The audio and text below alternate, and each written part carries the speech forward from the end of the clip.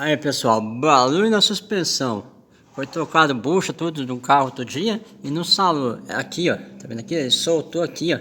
Aqui vai um pingo de solda aqui da fábrica. E isso aqui soldou e o que aconteceu? Isso aqui trabalhava. Trabalhava e fazia nheco, nheco, nheco, nheco. E aí as buchas tudo bom aí ó. Aí isso aqui trabalha e daí o que acontece? Ele... Cuidar quando pegar um carro que tá com barulho aí, mecânica. Vê se não tá solto aqui, ó. Essa parte aqui, ó. É arrebitada aqui, é soldada aqui, ó. E daí ela... O que que acontece? Ela trabalha, né? E você não acha o barulho. Fica nheco, nheco, nheco, nheco. Você pensa que é bucha, alguma coisa, mas não é bucha. Você pensa que aqui, ó. Pensa que é um pivô. Não é pivô. Não é nada. É só aqui, ó.